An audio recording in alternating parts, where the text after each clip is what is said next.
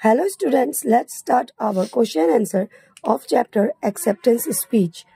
B11 is true or false. Write T for true and F for false statement. Acceptance speech was delivered on September 10, 1991. तो acceptance speech जो था वह कब deliver किया गया था 10 सितंबर 1991 में। तो ये स्टेटमेंट ट्रू है तो हम लोग ट्रू लिख लिए। On the occasion of the award of the Nobel peace prize in Oslo Alexander Aris made a speech. तो अवार्ड ओकेजन पे नोबेल पीस प्राइज का जो ओस्लो में हो रहा था उसके लिए अलेक्जेंडर ने एक स्पीच तैयार किया था तो ट्रू है। Alexander Aris is one of the brother of Aung San Suu Kyi. Alexander Aris जो है वह Aung San Suu Kyi भाई थे? नहीं, तो ये statement false. Alexander Aris thanked from his heart for this honor. तो Alexander Aris जो थे वो तहे दिल से शुक्रिया किए थे यह सम्मान के लिए। सही है तो हम लोगों ने ट्रू लिख लिया। B12 is the answer the following question very briefly. तो B12 में आंसर देना है briefly, छोटा से छोटा।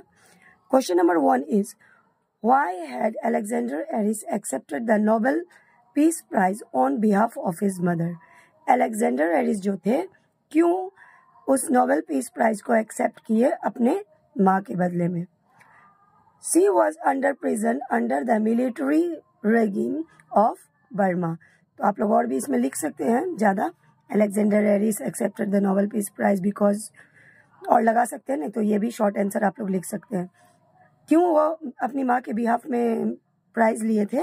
क्योंकि इनकी माँ जो थी वो प्रिजन यानी कि कैद में थी, मिलिट्री रिजिम के अंडर में। Question number 2 who was awarded the Nobel peace prize in 1991? किनको जो है 1991 में नोबेल पीस प्राइज दिया गया था? एंग सैन सू की, social and political leader of Burma. इतना भी लिखेंगे तो चल जाएगा। और अगर आप लोग को और आंसर बड़ा करना है तो लिख सकते हैं was awarded the Nobel peace prize in 1991। Answer यहाँ तक भी सही है और बाकी अगर आप क्वेश्चन से भी इतना लगाते हैं तो और बेहतर हो जाएगा। Question number 3 who was incarcerated in the struggle for peace, freedom and democracy? तो कौन सब जो है बर्मा के डेमोक्रेसी के लिए अपने पीस को, स्ट्रगल को, फ्रीडम के लिए तैयार थे या स्ट्रगल किए? The speaker refers regarding his mother Aung San Suu Kyi and a number of senior and highly respected leaders who are incarcerated in his country for the state of freedom of their country. तो speaker यानी कि जो बोल रहे हैं Eris Alexander, वो अपनी माँ को और उनके साथ जो बहुत ज़्यादा सीनियर और हाईली रिस्पेक्टेड लीडर्स थे उन लोगों ने अपने कंट्री के लिए, अपने स्टेट के लिए फ्रीडम के लिए स्ट्रगल किया था।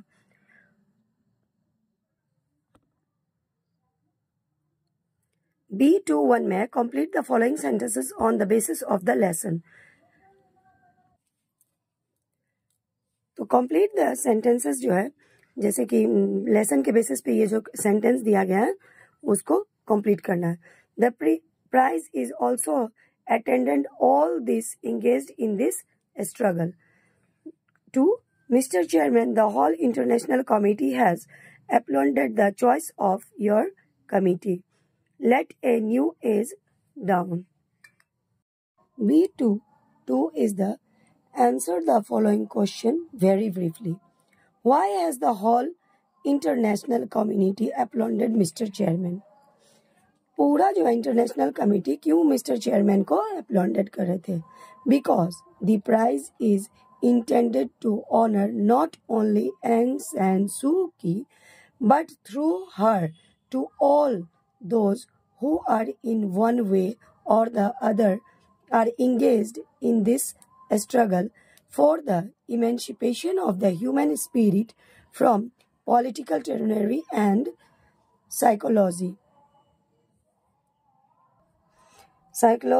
subjection. Because the prize is intended, क्योंकि वो जो प्राइज था वो ना सिर्फ एंग सैन सू की को मिल रहा था लेकिन उन सभी को मिल रहा था जो एक वे पे थे, और उन लोगों को भी जो इस स्ट्रगल में पूर्ण रूप से अपना त्याग दिए थे। कि ये मानवता के प्रति जो है सो जो लड़ाई था, जो पॉलिटिकल टेरनी एंड साइकोलॉजिकल सबसेक्शन था उसके खिलाफ जो लड़ रहे थे, उन सबों के लिए यह प्राइज दिया जा रहा था। Question number 2 is what is more precious then diamond और सिल्वर और gold? The act of genuine brotherhood and striving for peace are more precious than diamond or silver and gold. तो डायमंड, गोल्ड या silver से ज्यादा कीमती क्या चीज है? तो डायमंड, सिल्वर और गोल्ड सभी से ज्यादा कीमती क्या है बच्चों? जेन्युइन ब्रदरहुड जो है वो सबसे ज्यादा कीमती है। C1 is long answer question, and no one must underestimate that plight which plight is Aries referring to explain. तो एरिस जो है one must underestimate the plight, तो वो जो स्ट्रगल का पल था, वह जो कष्टकारक जीवन था, उसको किसी को भी नहीं भूलना चाहिए। ये अलेक्जेंडर एरिस किसको रेफरिंग कर रहे हैं, उसे आप एक्सप्लेन कीजिए।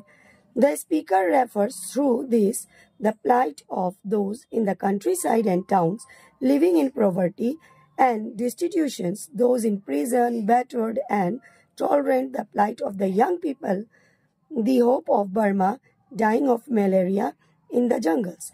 तो स्पीकर इस लाइन से क्या क्या एक्सप्लेन करना चाह रहे थे, दर्शाना चाह रहे थे कि जो लोग कंट्री साइड में है या टाउन्स में है, गरीबी में जी रहे हैं, कैद में है, उन्हें मारा पीटा जा रहा है, उन्हें सताया जा रहा है, जो यंग पीपल बर्मा के हैं मलेरिया की वजह से मर रहे हैं जंगल में, to which they have fled, that of the Buddhist monks beaten and dishonored. तो जो लोग जंगल में चले गए थे, बुद्धिस्ट मॉन्क जो थे, उन्हें मारा जा रहा था, उनका अनादर किया जा रहा था, तो यही चीज एक्सप्लेन करना चाह रहे थे। Question number 2 is peace, freedom and democracy are essential for human being. Do you agree? Give your own opinion. तो आप लोग यह अपने शब्द में भी बना सकते हैं, क्योंकि ये क्वेश्चन क्या पूछ रहा है कि पीस, फ्रीडम और डेमोक्रेसी यानी शांति, आज़ादी और लोकतंत्र कितना ज़रूरी है मानव जीवन के लिए। क्या आप इससे सहमत हैं? अगर हैं तो अपना इसमें राय दीजिए। तो ये हमारा राय है, और आप अपना मन से अगर लिखना चाहें तो लिख सकते हैं। Yes, I do agree with this statement. Man is a social animal, and for the development of humanity and mankind peace, freedom is an essential part, and this can be only achieved through democracy and democratic process. तो हाँ, I agree with, मैं इस चीज से सहमत हूँ, क्योंकि यह इस स्टेटमेंट से, क्योंकि मानव एक क्या है, सामाजिक प्राणी है। ये बात तो आप लोग बचपन से पढ़ते आ रहे होंगे।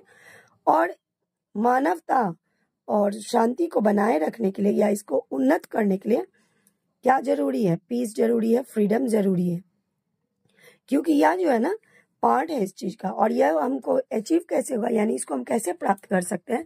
डेमोक्रेसी एंड डेमोक्रेटिक प्रोसेस के द्वारा ही इन सभी चीजों को हम प्राप्त कर सकते हैं, क्योंकि लोकतंत्र जब नहीं रहेगा तो प्रशासनिक व्यवस्था भी सही नहीं रहेगी।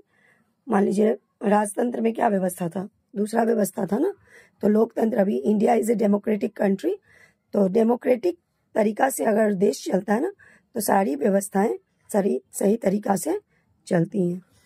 Question number 3 is the Nobel peace prize belongs not only to Aung San Suu Kyi but to all the men, women and children of Burma. Why Aris say so? ये जो नोबेल पीस प्राइज था वह एंग San सू के लिए नहीं था, लेकिन सभी महिला, पुरुष और बच्चे जो बर्मा के थे उन सभी के लिए है। एरिस ने ऐसा क्यों कहा? Through this statement, Aris has endorsed the uprising of the people of Burma for the establishment of democracy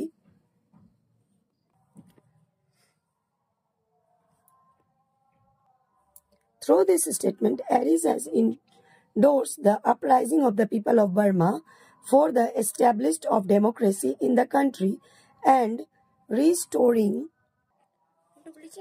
deprived by the militarism. तो यह स्टेटमेंट के द्वारा एरिस जो है बर्मा के जो अपराइजिंग पीपल्स हैं जो कि इस्टेब्लिश किए किस चीज़ को, डेमोक्रेसी को, इतना स्ट्रगल के बाद जो उनके कंट्री का डेमोक्रेसी हुआ, और restoring of civil rights which have been deprived by the militarism, जो वहाँ का मतलब मिलिट्री के द्वारा लोगों को सताया जा रहा था, उससे छुटकारा पाए कि जिस चीज़ के लिए उन्होंने इतना स्ट्रगल किया, यही चीज़ अलेक्जेंडर एरिस जो है कहना चाह रहे हैं.